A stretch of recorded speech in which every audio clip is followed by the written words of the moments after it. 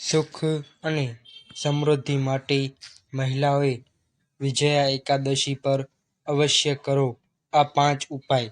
તેમને દરેક કાર્યમાં સફળતા મળશે, નિષ્ફળતા તમારાથી દૂર ભાગશે. બસ આ 5 ઉપાય કરો. મિત્રો, વર્ષમાં આવતી દરેક એકાદશીનું પોતાનું મહત્વ હોય છે.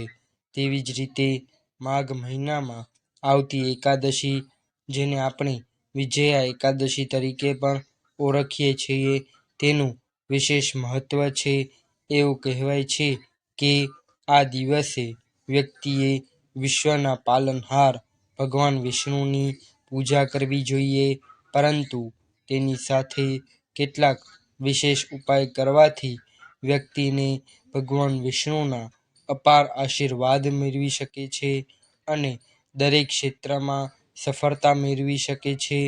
આ વર્ષે માર્ચ 2024માં વિજયા એકાદશી વ્રત 6 માર્ચ બુધવારના રોજ મનાવવામાં આવશે.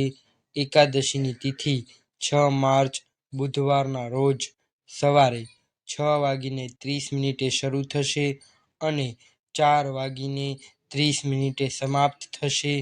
ગુરુવાર 7 માર્ચના રોજ આ વિજયા એકાદશીમાં વિષ્ણુ પૂજા સવારે 6:41 થી 9:37 વચ્ચે કરી શકાશે. વિજયા એકાદશી વ્રતના પારણાનો સમય 7 માર્ચ 2024 ગુરુવારના રોજ વિજયા એકાદશીના પારણા કરી શકાશે.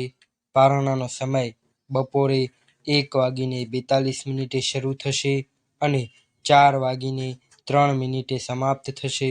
ચાલો હવે જાણીએ આ વિજયા એકાદશીમાં ભગવાન વિષ્ણુની કૃપા પ્રાપ્તિ માટે કયા ઉપાય કરવા જોઈએ.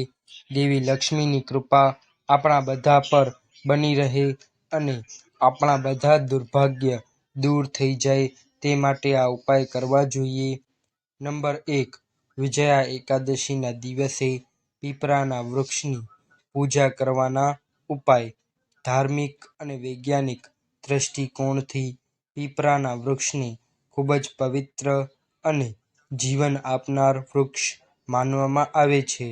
હિન્દુ શાસ્ત્રોમાં કહેવામાં આવ્યું છે કે 3 દેવતાઓ ત્રિદેવ એટલે કે બ્રહ્મા, વિષ્ણુ અને શિવનો પીપળાના ઝાડમાં વાસ હોય છે. એવી માન્યતા છે કે જો આ દિવસે બ્રહ્મ મુહૂર્તમાં સ્નાન કર્યા પછી પાણીમાં થોડું કાચું દૂધ મિક્સ કરીને પીપળાના ઝાડના મૂળ પર જળ ચઢાવવામાં આવે તો તમારી બધી પરેશાનીઓ દૂર થઈ જાય છે અને આપણને ત્રણેય દેવતાઓના આશીર્વાદ મળે છે.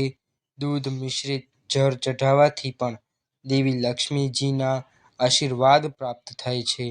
ઘરમાં સુખ સમૃદ્ધિ આવે છે કારણ કે દેવી લક્ષ્મીજીને સફેદ રંગની વસ્તુઓ ખૂબ જ પ્રિય હોય છે.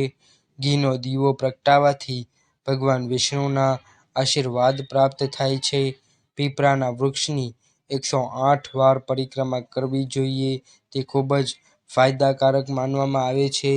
પરિક્રમા કરતી વખતે ઓમ નમો ભગવતે વાસુદેવાય નમઃ મંત્રનો જાપ કરવો જોઈએ. આમ કરવાથી માનસિક શાંતિ મળે છે, ક્રોધ પણ ઓછો થાય છે. જન્મ કુંડળીમાંથી શનિ ગ્રહ શરીરમાં વાત, પિત્ત અને કફને સંતુલિત કરે છે. ઘરમાં સુખ, સમૃદ્ધિ અને વૈભવ રહે છે અને દરિદ્રતાનો નાશ થાય છે. પીપળાના વૃક્ષની પૂજા કરવાથી શનિ અને ગુરુ સહિત ગ્રહોની સ્થિતિમાં મજબૂતી રહે છે. નંબર 2. વિજયા એકાદશીના દિવસે તુલસીના પાનનો ઉપાય. ભગવાન વિષ્ણુને તુલસી ખૂબ જ પ્રિય છે. વિજયા એકાદશીના દિવસે તુલસીના 5 પાન લો. ધ્યાન રાખો કે એકાદશીના દિવસે તુલસીના પાન ન તોડવા જોઈએ. એકાદશીના દિવસ પહેલાં તુલસીના પાન તોડીને રાખવા જોઈએ. કહેવામાં આવે છે કે તુલસીના 5 પાનને સ્વચ્છ પાણીથી સ્નાન કર્યા પછી તેમાં હળદરનું તિલક લગાવો અને ભગવાન વિષ્ણુને અર્પણ કરો. આવું કરવું ખૂબ જ શુભ માનવામાં આવે છે.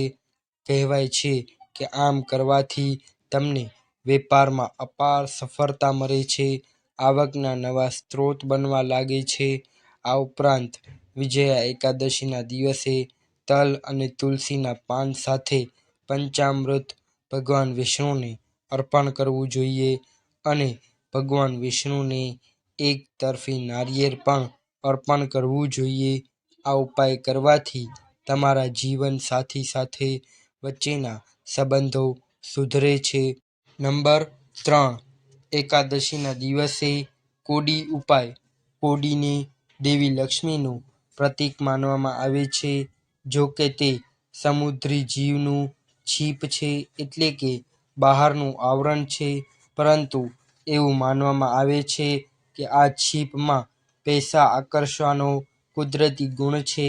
તેથી વિજયા એકાદશીના દિવસ પીળા અથવા હળવા પીળા રંગની 5 કોડી ભગવાન વિષ્ણુને અર્પણ કરો.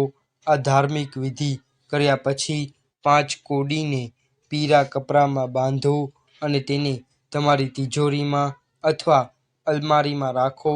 તેનાથી તમારી સંપત્તિમાં વધારો થવાની સંભાવના વધી જશે.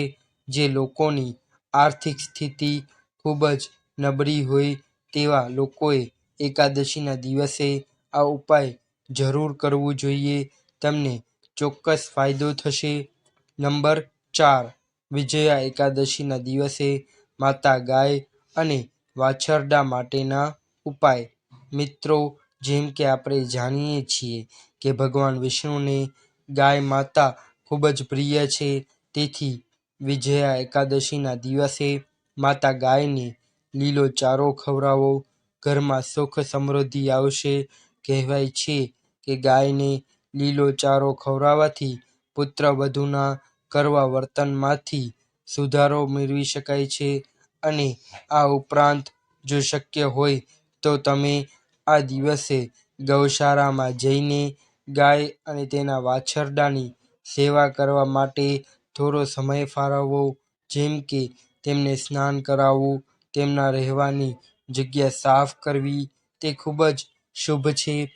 સંતાન પ્રાપ્તિ માટે પોતાના હાથે બનાવેલી રોટલી ગાયને ખવડાવવાથી તમે ગાય માતા પાસેથી 33 કરોડ દેવી દેવતાઓની કૃપા મેળવી શકો છો.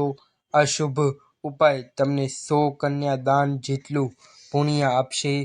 સનાતન ધર્મમાં ગાયને માતા કહેવામાં આવે છે.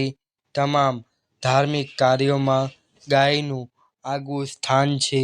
તેની સેવા કરવાથી જ વ્યક્તિ સ્વર્ગ પ્રાપ્ત કરી શકે છે. વિવિધ પ્રકારના પાપોમાંથી તમને મુક્તિ મળે છે. તમે માત્ર સાચા હૃદયથી ગાયની સેવા કરો અને ચમત્કાર જુઓ. નંબર 5, વિજયા એકાદશીના દિવસે વસ્તુઓનું દાન કરવાના ઉપાય. મિત્રો, વિજયા એકાદશીના દિવસે દાન કરવું ખૂબ જ શુભ માનવામાં આવે છે. તેથી મહિલાઓએ સફેદ સુતરાઉ વસ્ત્રોમાં 5 અંજલિ કાળા સફેદ તલ, ગોળ, કેળા અને તમારી શક્તિ અનુસાર થોડા પૈસા રાખો. યાદ રાખો કે તમારે એક સુતરાઉ કાપડમાં કુલ 5 વસ્તુઓ રાખવાની છે. પછી તેમાંથી એક પોટલું બનાવો અને તેને તમારા હાથથી લપેટી લો. કોઈ પણ ગરીબ વ્યક્તિ, બ્રાહ્મણ અથવા જરૂરિયાતમંદ વ્યક્તિને આદરપૂર્વક દાન કરો અને આ ઉપાય કરીને આશીર્વાદ મેળવો.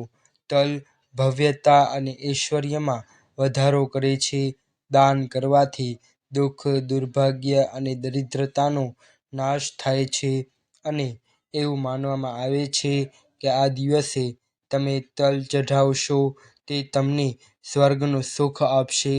આ સિવાય વિજયા એકાદશી પર પીળા અને સફેદ રંગની વસ્તુઓનું દાન કરો. તે ખૂબ જ શુભ માનવામાં આવે છે. કેળા, દહીં, સફેદ અને પીળી મીઠાઈ, લાડુ, મગફળી, કપડાં વગેરે જેવી વસ્તુઓનું દાન કરવું શુભ છે. તમે પ્રભુ વિષ્ણુના મંદિરમાં જઈને દાન કરવું શુભ માનવામાં આવે છે. આમ કરવાથી જો કોઈ વ્યક્તિની કુંડળીમાં શનિ, રાહુ કે કેતુનો કોઈ અશુભ પ્રભાવ હોય અથવા પિતૃદોષ હોય તો તેમાંથી મુક્તિ મળે છે. ગુપ્ત દાન કરવાથી વ્યક્તિનું ભાગ્ય બળવાન બને છે અને તેને કીર્તિ અને સફળતા મળે છે. ધન વધે છે. વિડીયોમાં અંત સુધી સાથે રહેવા બદલ તમારો ધન્યવાદ. તમને જો આ માહિતી ગમી હોય તો મિત્રો શ્રી નારાયણજી માટે વધુ એક લાઈક કરો. કૃપા કરીને કોમેન્ટ બોક્સમાં શ્રીમન નારાયણ નારાયણ હરિ હરિ અવશ્ય લખીને શેર કરો અને અમારી ચેનલને સબસ્ક્રાઈબ કરો. ધન્યવાદ મિત્રો.